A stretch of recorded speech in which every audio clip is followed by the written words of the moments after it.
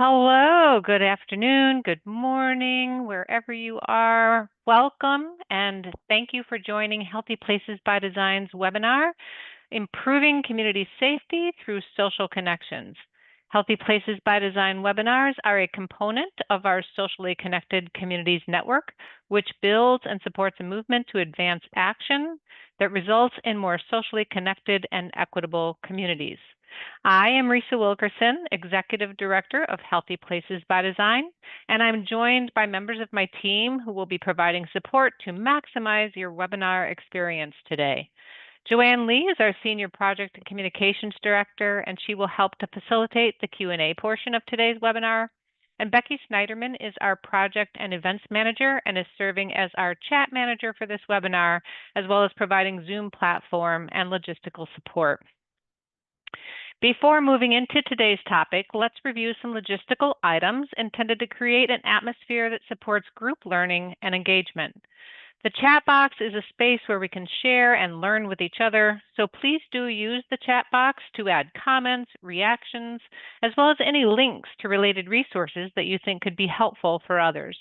Be sure that the setting in your chat box is to everyone when you're introducing yourselves and sharing comments.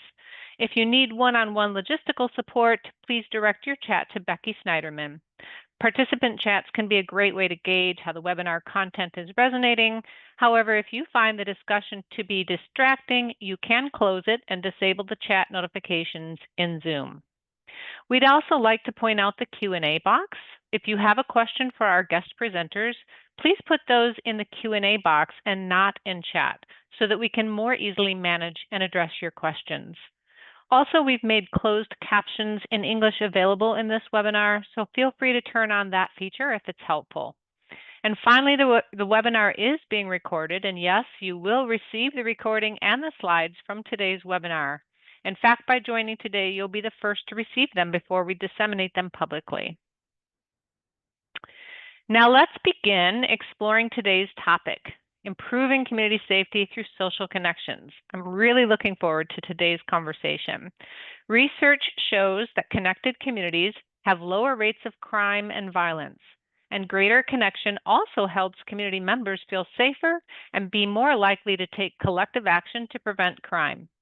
Today, we're going to hear more about the pathways to community safety and evidence-based strategies for improving safety and connection in communities from our guest presenters, who I will introduce shortly. But first, we would like to hear from you. We'd like to get a sense of which community safety strategies you are actively implementing in your community. So if you would please just take a couple of minutes, read through these responses, and go ahead and check any of them that apply to you. And we'll give you a minute to do that, introduce yourself in the chat, and then we'll share the results here momentarily.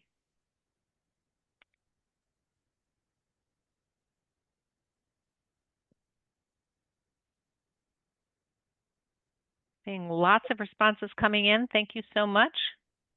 Keep those coming. Remember to introduce yourself in the chat box.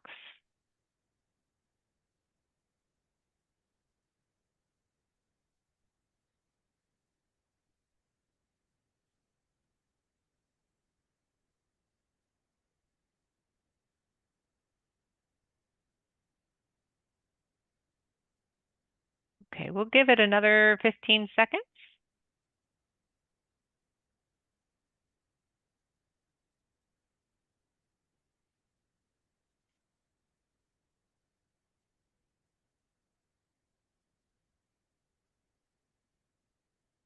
All right, Becky, go ahead and close the poll and let's share the results. It's looking good. Looks like many of you are working on several of these strategies. They're fairly equally distributed throughout. That's amazing. Thank you for sharing that.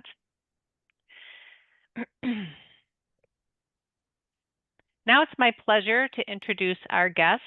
Ruben Cantu is the Director of Safety and Wellbeing for Prevention Institute. He has more than 20 years of nonprofit experience in public health and mental health and well-being through an equity and racial justice lens. At Prevention Institute, Ruben leads initiatives to address and prevent community trauma, He also works on strategies to improve mental health and well-being through a focus on community conditions. This recently included managing a community of practice of 13 sites across the United States, implementing upstream community prevention strategies to build resilience among men and boys of color and military service members, veterans, and their family. Welcome, Ruben. And we also have John Reid, who serves as the Director of Community Engagement at Urban Family in Seattle, Washington, where he leverages more than 25 years in urban youth work. His passion aligns with their core values, fueling program creation, leading large community collaborations, and securing funding to support the work. John is dedicated to supporting and empowering the next generation of leaders and is honored to be part of that story at Urban Family. Welcome, John. All right, we're going to start with you, Ruben, and we would just maybe you could help us with a little context on your organization. Tell us a little bit about Prevention Institute. Thanks, Risa. And this slide, this is actually our office in Oakland. Prevention Institute has been around since about 1997. We're a national nonprofit organization based in Oakland. We also have offices in Los Angeles and Houston, and we have one staff person in DC to kind of monitor what's going on at the federal level. Our mission is to incorporate prevention, health equity, and racial justice into local, state, and federal policy, programs, strategy, and practice. Our focus areas are many, but to keep it short, we focus on land use, the built environment, mental health and well-being, and safety and violence prevention. Perfect. Help us again understand a little bit about what we mean when we are talking about violence and how does it impact our health? Great, of course. So there are many definitions of violence. A lot of times we leave it up to communities to define for themselves what they're talking about when they're talking about violence and when they're talking about safety.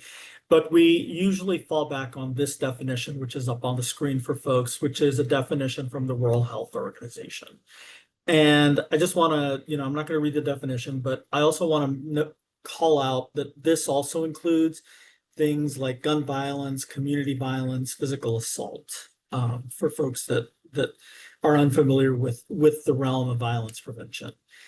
Another thing that it's really important to note is that the US has higher rates of violence compared to many other countries, up to 26 times that of other high-income countries, similar to the US. And like you said, yeah, violence impacts all sorts of other health factors. It impacts suicide rates. It impacts eating disorders. It impacts your ability to concentrate and deal with stress and anxiety. It can exacerbate risky behaviors. So it has wide-ranging effects on folks in our communities. That's really interesting. And I know that, you all talk a lot about the continuum of strategies and wondering if you could share a bit more about the important elements of preventing violence. Great. Yeah. So we've done a lot of work in recent years to try to reframe the conversation to focus on what we need to do to set the conditions for safe communities and the strengths, assets, and gifts that community members bring to the conversation. This has also included a reframing of talking about violence prevention to one that's more focused on talking about community safety, right? To kind of put that angle and frame on it. And we see violence prevention as part of a continuum of strategies and activities that can happen either before, during, or after an incidence of violence. For example, upfront strategies can include working on voting rights, living wages, equitable community investment and development, and creating spaces and opportunities for folks to connect. In the thick strategies include programs that provide personalized opportunities for young people involved in or who are at risk for violence. And after the fact strategies include the kinds of strategies that focus on healing and restoration, things like restorative justice practices and culturally rooted healing practices.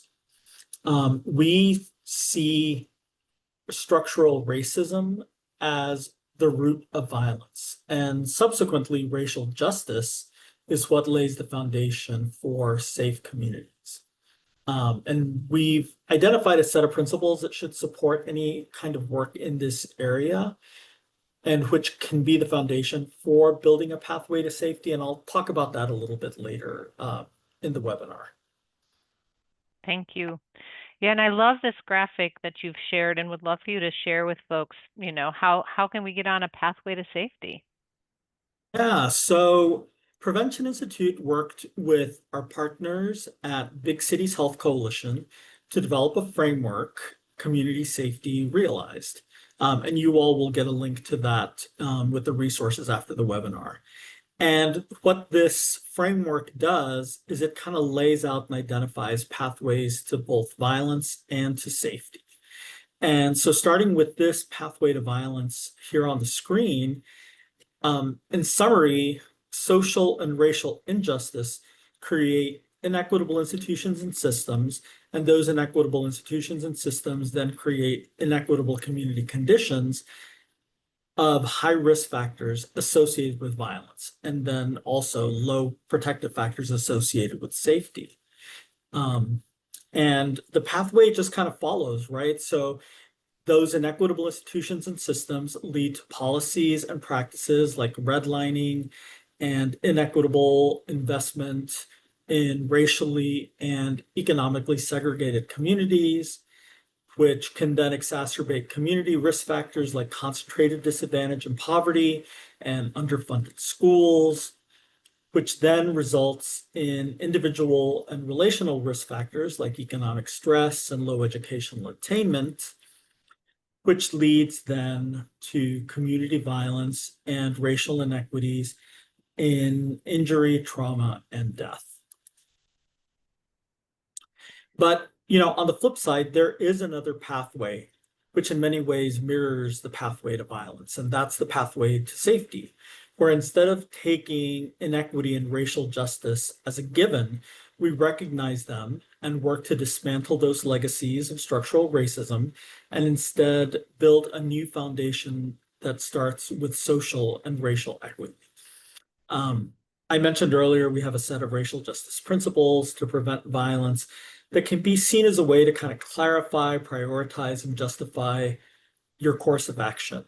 And we'll send a link to those as well with the resources after the webinar, but it's really all about building community leadership and power, especially of folks with lived experience of violence and structural racism, building that shared understanding of racism and racial justice, addressing past and current forms of harm and preventing future harm, promoting equity in kind of all of its forms, and then making sure that you're embedding, measuring, and incentivizing strategies for urgency and accountability. So, there's no time like the present to try to address violence and inequities in our communities. So as we follow this pathway, starting out with racial and social equity and justice can help make our institutions and systems more just, such as by supporting equitable investment by financial institutions and governments in neighborhoods, things like anti-displacement policies. And then this helps us to build in community and protective factors from the beginning, such as equitable economic opportunity, resident stability, and more trust in local government and local government agencies like public health, your law enforcement, and other folks. And this in turn helps us develop more individual and relational protective factors like economic security, social capital, and helps to decrease the racial inequities in injury, trauma, and death, and increase opportunities for safety and healing and flourishing communities, which is really where we want to see all of our communities head toward. So I'm going to go through these next couple of slides a little quickly, but you can review them in more detail when you receive the slides and resources after the webinar. But in short, each pathway in the framework includes a listing of example strategies, which you can see here on the screen. It also, you can see how these align with that upfront, in the thick, and in the aftermath that I shared earlier. And it also provides an overview of suggested sectors with whom to partner. This is an incredible resource, Ruben. I really love this, and I love how you painted the vision that we can get to safety, healing, and flourishing. This is really beautiful. It's very impressive and comprehensive. Thank you. So while we'd like to dive more deeply on all aspects of this framework, for time's sake, we're just going to take a look at the middle section. So can you share a little bit more about what strategies local leaders can do to strengthen the protective factors both for communities and for individuals? Yeah, definitely. Thanks, Risa. So we want to focus on this section here, which shares some local strategies for CBOs to employ to strengthen their communities and strengthen those kind of community protective factors. So, for example, partners in our Sync Safety Network often work with their city parks and rec to host events and programming in city parks to try to make that open space a little bit more welcoming to folks. They work with folks in their school districts to address disproportionate suspension rates for Black and Brown students. And some of the organizations we work with that are doing this, they're doing it all across the country, but I especially want to call out the Detroit Hispanic Development Corporation and the JK movement in St. Paul, Minnesota, as two groups we've worked with recently that are really kind of doing some great work in terms of working with these multi-sectoral partners to improve community protective factors. A lot of the groups that we work with also focus on providing youth employment opportunities and training, such as a group we work with in Santa Barbara, Communify. Some are very engaged in street outreach and violence intervention to reach people where they are, such as an organization we work with called the Forgotten Third in Houston.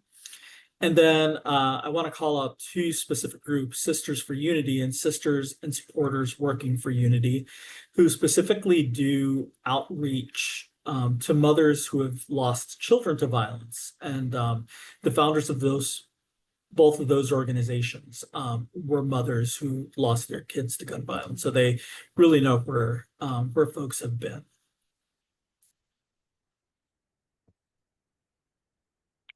And you want to share a little bit about your Sync learning community?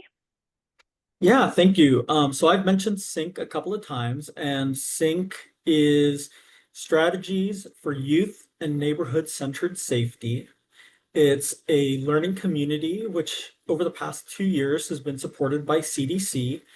And it brings together about 30 community-based organizations from across the country who are working and led by Black and Brown communities to learn from each other, to learn from us at Prevention Institute, to learn from our coaches about what's working in their communities and share strategies, share lessons, and really just get support from each other. I want to give a shout out because I think my colleague Grace Guerrero at Prevention Institute, who runs the Sync learning community, I think is on the call with us today. So Grace, thank you for all the work that you've done on this. And John and the organization he's with, Urban Family, they're a part of our Sync learning community as well. So I'm really excited for him to be able to share a little bit about the work that they're doing next. Thank you, Ruben. Thanks for sharing this, letting us know that this, is a large network of folks that are addressing these issues that we can all, link arms and learn together, and really appreciate that. Appreciate that you introduced us to John as well. We'll turn it over to you now, John, and we'll move on to some stories that you can share with us about work you're doing in Seattle. But first, can you tell us a little bit about Urban Family and your mission? Yeah, thank you, Risa. I work for Urban Family, a small nonprofit dedicated to creating positive change in the communities that we serve through providing care and support for youth and families. We're a staff of about 20, and we're proud to say that at least 50 of our staff members used to be participants in our program, and 80% come from the neighborhoods that we serve. We currently serve South Seattle and Skyway areas in Washington, and I'll share a little bit more about that a little later. So our mission is to weave a web of care and support around Black and Brown communities, providing positive youth programs, family support, as well as neighborhood safety. Our vision, we'd like to, see and create healthy and vibrant communities for urban youth and families that are safe, connected, and cared for.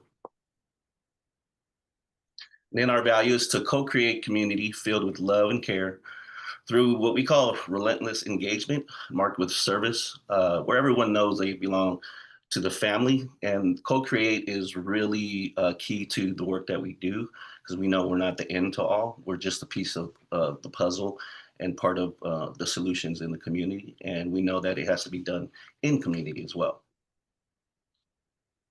That's great. Thank you for sharing that.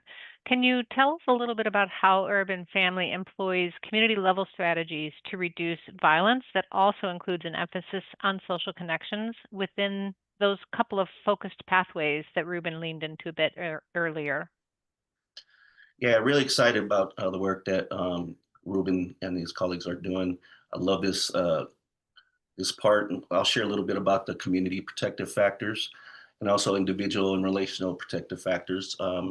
Urban Family's role in this pathway to safety is our community protective factors come through our community safety teams. And I'll share a little bit on what they provide for the community to keep it safe and for youth and families. And then also our individual and relational protective factors, which we do youth development programs, as well as family support and our care efforts to, once again, as a way to combat some of those individual and relational risk factors. And the way we do it is our impact is empowering youth, strengthening families, and creating safer communities.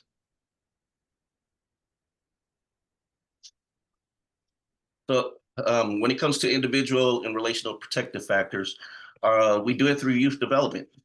Investing in our youth is important. And so we're just committed to creating safe and connected and empowered communities for all. Our programs empower mentorship, life coaching, as well as positive youth experiences. As you can see in this picture, if you've never tried Whirly-Ball and you come into town, I'll definitely want to take you out there. But it's basically lacrosse in a bumper car. And so, and positive youth experiences is vital and important to the work that we do, because we want our kids to experience, more outside of their community, and then also learn. Some of our kids don't even know what's in their community. And so these positive youth experiences are important to the work that we do. Another individual and relational protective factor is our family support. We know that if in order for us to serve youth well, we have to consider their families as well. They have to go home, and we want to make sure that we could provide some basic needs and follow-up support for families that do need that support, as well as resource navigation, where we're helping the parents or guardians with job opportunities, educational opportunities like financial literacy, job training, and also advocacy, supporting them through legal systems, housing inequities, as well as navigating systems. And then lastly, we have a community safety team that helps us address the community and protective issues in the community. We do things like community safety support, where we're helping out funerals of victims of gun violence, just to keep the area safe from any retaliation, and so that the family can, be with their loved ones that day and not worry about their own safety. We do event support. There's a torchlight parade that we've been doing for the last 3 years, and usually there's fights or acts of violence or gun violence that happens at this. And we partner with 3 other nonprofits to provide safety. We basically send out 60 of our youth workers to provide safety around the event, doing safe passage, and I'll explain a little bit what safe passage is.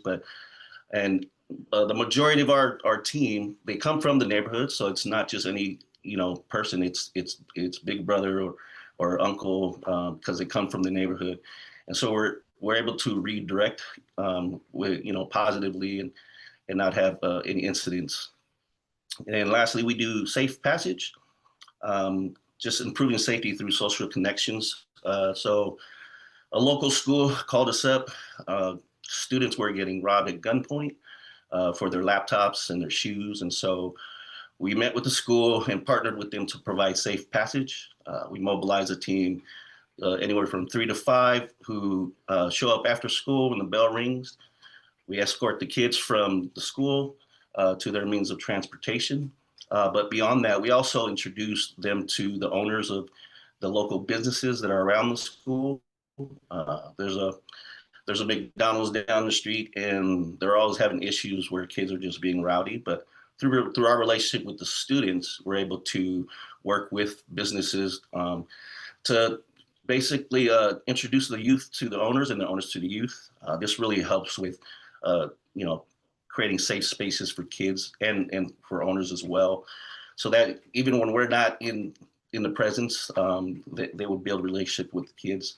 And also they give us like incentives like gift cards, and although McDonald's can be unhealthy, but kids love it. And so, yeah.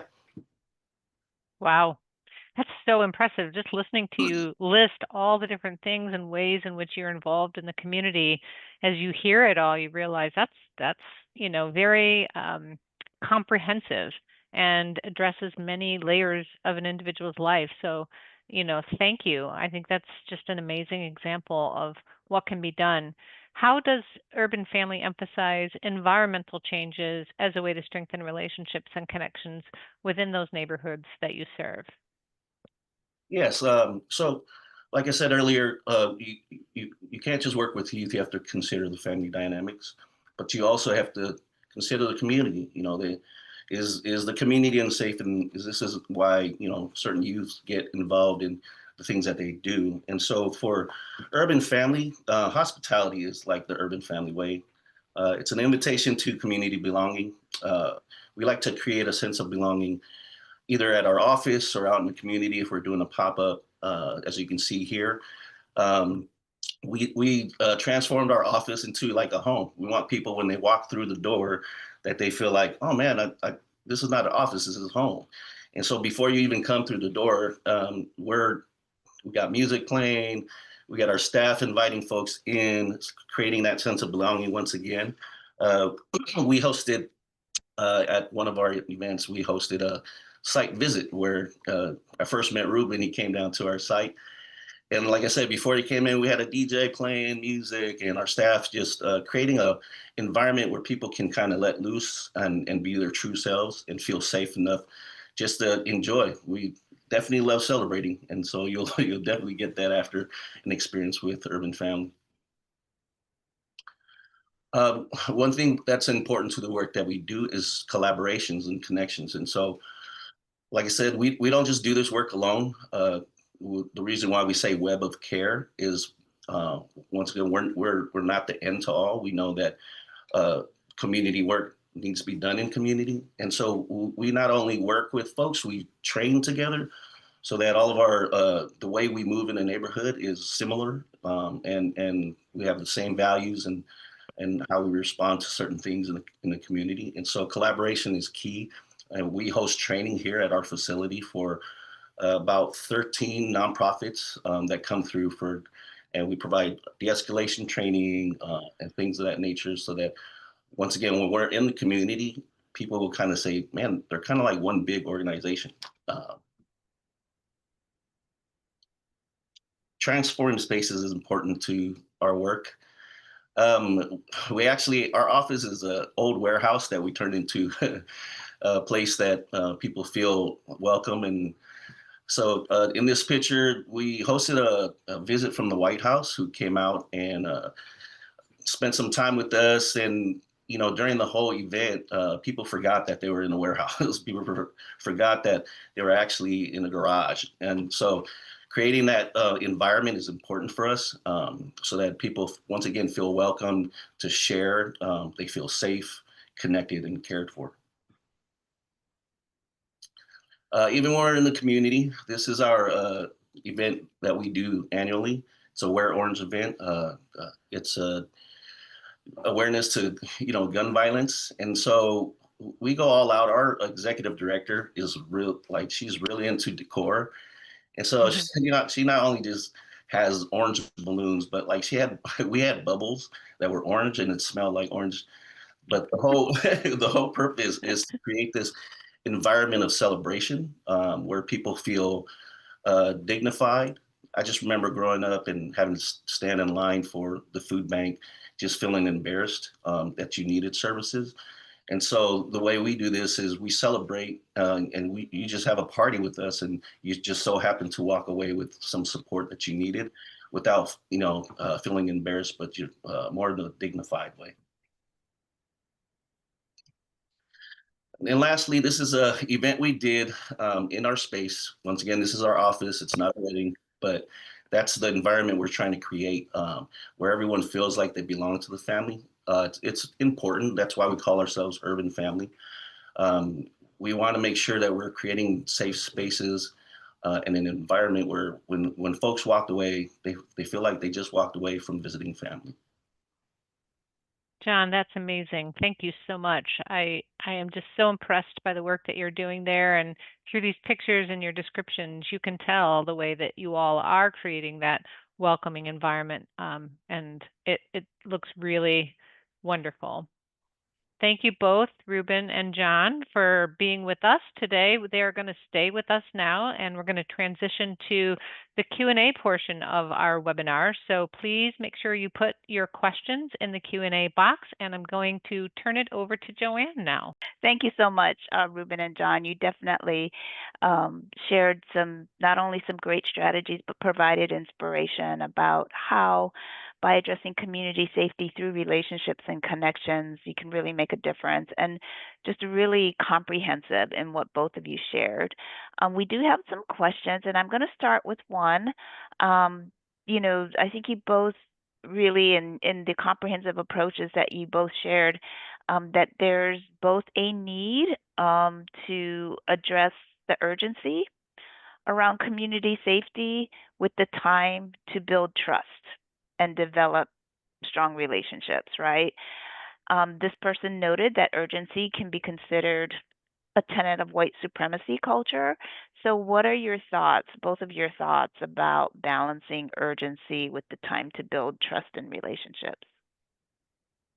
Yeah, I can start out by answering that, Joanne, and thanks for bringing up that question, Michelle, because it's real, it's very true, and like I said at the very beginning, when we kind of put it into the community's hands to decide on like how they want to define safety and violence in their own communities, I think we talk about urgency, but we also put that in people's hands to determine what urgent means to them and how they want to try to address that. Because we've seen a lot of folks that we've worked with. When Risa introduced me, she mentioned another learning community that we managed at Prevention Institute called Making Connections for Mental Health and Wellbeing Among Men and Boys. And that learning community was made up of these 13 organizations from across the country that were doing tough work that kind of sat at the intersection of trauma, mental health challenges, and violence. And the folks that were doing the work was a mix of, public health professionals, folks like us, but then there were also a lot of young people who were engaged in the work as well, as, folks might have like a youth advisory committee or a youth board of directors, or the youth were the people who actually ran the events. And that initiative ran for 6 years, but around year 3, year 4, we started noticing that particularly the young people were starting to exhibit really strong signs of burnout. And that's when we decided we need to do something about this because we can't have 18-year-olds already burnt out on this work. And that's when we started talking to them about different strategies that they could employ to do things like, cycling their leadership a little bit more, giving people an opportunity to take a break, giving folks an opportunity to work on some of the fun stuff and not necessarily the heavy stuff, right? And violence prevention is heavy stuff all around.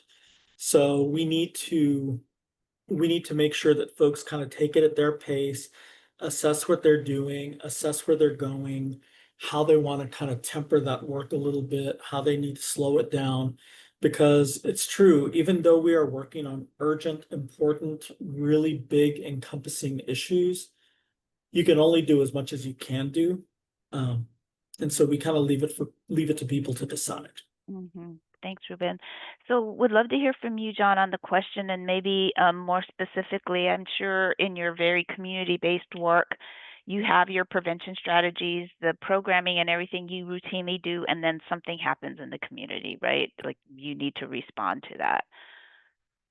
How Yeah, does um, definitely one of the key things that, like I said earlier, is uh, trust is major for us. And so hiring from within the community is a big factor that really helps.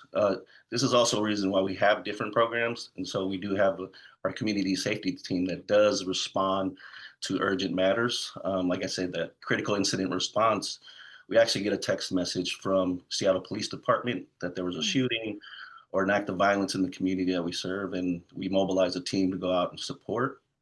But we also know that trust is a major factor.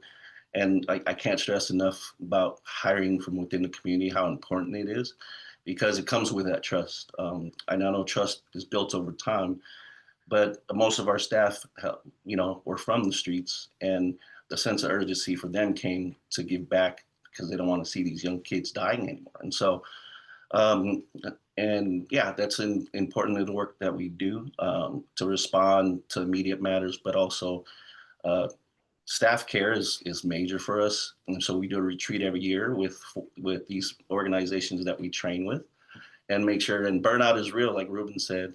And these are like real pressing matters, not easy stuff to deal with or to serve in this manner.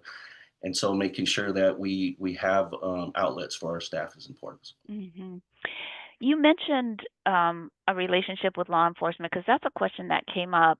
And it seems like, in some ways, the way you describe the crisis response intervention team and safe passage, things like that, that those are almost roles that your staff plays that in some other communities might be played by law enforcement or something similar. So can you talk a little bit more about the relationship you have with local law enforcement, and also how is that communicated to the community so you minimize any potential feelings of, oh, they're on that side, you know? Yeah, so we do have a relationship with law enforcement. There are some advocates within the police force that we work with. They're from the community as well, which is great. And so they champion just the work that we do with Seattle Police Department. So we meet once a week to just go over information in the community. We also let them know we're not police. We're just there to just support uh, just the community that's out there. Our job is not to be detectives and turn people in. No, it's just to really respond to the community outcry when there's a shooting, and then just be there for the families of the victims or the victims, and they understand this role. And because we meet weekly with them, it's really created a safe space to say we understand your role, and we'll do our best to play our role. And so yeah, it's worked out well for us, where we're able to support the families and the youth that we serve. I'm just curious if you have explicit um, policies or guidelines that you communicate to both sides that you do not report. You do not, sort of confidentiality, what community members share with you stays with Urban Family, that type of thing. Yeah, so our leaders here, they meet with their leaders, and just to be clear and concise about the work that we do. And of course, some law enforcement are like, well, you're not really helping, but they don't realize that we are actually deterring more violence from happening by being out there. And so they're starting to see just the reduction of crime and how safety is starting to trickle out to the community. That's good. So you get them to focus on the long game, not just the immediate. Great, thank you. So Ruben, I'm going to go back to you for a minute and the pathways, the model that you shared, which is so powerful because the first thing is that you flip the framing. Rather than focusing on preventing crime, it's how do you create safety, which is beautiful. It's a very comprehensive continuum from sort of prevention all the way to like crisis response. Um, there's roles for several sectors, right, along this pathway. In Prevention Institute's experience and perhaps the work that's going on with the sync communities, what would you say are the top maybe 3 to 5 sectors that maybe communities don't traditionally think of engaging in these kinds of efforts that they really need to develop relationships with? Yeah, thanks, Joanne. I would say I'm always surprised at how many folks reach out and partner with their Parks and Rec. Mhm. Um, and you know, increasingly across different challenges, I worked on a program that was really specifically focused on opioid use prevention, and they partnered with their Parks and Rec all the time in an effort to build social connection and connected communities as which they saw as one of the drivers to overcoming the opioid epidemic. Um, so I would say Parks and Rec comes up a lot, especially in violence prevention work, community safety work. Increasingly, folks are working with their housing and urban development partners at the city or county level.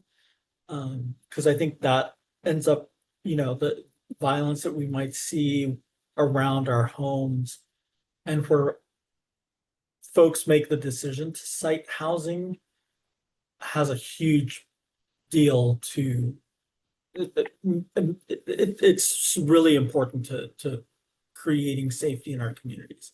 Um, law enforcement is kind of one of the natural answers I feel. And there's a lot of, depending on the community you're talking to, there's a lot of pushback against working with law enforcement. But I find that the biggest challenge folks find in working with law enforcement is that law enforcement is funded magnitudes of degrees more than the community-based organizations that are out there beating the streets every day. And I think that's where one of the big challenges comes in is like, how do you work with somebody whose budget is 10 times what your budget is or more? And then, like John mentioned, working with community businesses, introducing them to folks, making sure folks know that they're there, not only as an effort to like keep an eye on things and keep an eye on the community and get to know their residents, but also as, potential forms of employment for folks in the community as well. I would say those are kind of some of the big ones that we're seeing more and more folks work with. Thanks. That's Housing, helpful. Yeah. yeah, housing, Parks and Rec, law enforcement, and the business community. Great. Okay, John, I'm going to turn back to you. This is a really interesting question, and I hope I get it right. But it, it's in many more of our communities are becoming multicultural, and sometimes there can be some community level tension about cultural ways of being. I won't even say that they're necessary practices, but just cultural ways of being that maybe are misinterpreted by law enforcement or things like that. And I think you both touched on the fact that any of these approaches have to be culturally sensitive, right? Are there specific examples or thoughts you have about how to make sure strategies are culturally sensitive? And this person had in mind working with youth and indigenous communities. Yeah, and we are definitely a very diverse community here in Seattle. And I'm going to say it again, hiring from within the community really helps. Mhm. And so we do serve Black and Brown communities. We also have East African communities. And so we make it an effort to find someone within that community that has a heart for this work, to align, either hire them or partner with them. And through that relationship, they're able to help us navigate these waters safely, and making sure that we are considering culture. Um, Working with the police department is also teaching them how to police our communities, Mm. teaching them just the nuances of uh, the urban community. Not everything is, fit for a response from 911, and so they know that we have relationship within these communities to help contribute to safety as well. Perfect. Well, Risa, I'm not seeing any. Oh, as soon as I say I'm not. Yeah, I think we got to most of the questions. So I'll turn it back to you. Thanks, Joanne. Wonderful job facilitating Q&A, and thank you, John and Ruben, for staying on and answering some of these questions. It just makes such a difference to be able to hear kind of what's on people's minds and respond to those in real time as well. So I believe, Becky, you're going to go ahead and share the screen.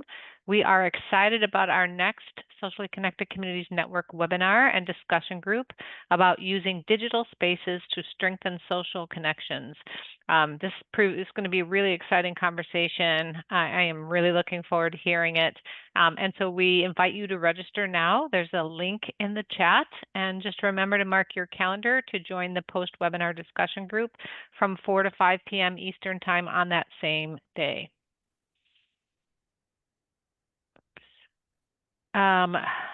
Sorry.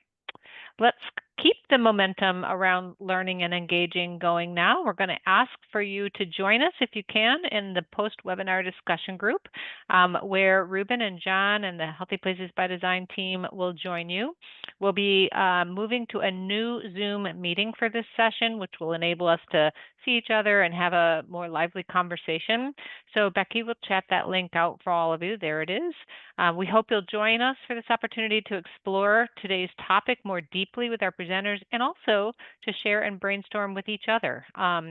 Those of you who are working in the community to create greater safety and stronger connections, you also have much to share as well. So we appreciate it and would love to see you there. To stay connected and up to date about new events and resources, do subscribe to our e-newsletter and YouTube channel and connect with us on LinkedIn. Thank you again to our guest speakers and to all of you for joining us today, and we hope to meet you now in the discussion group. Take care.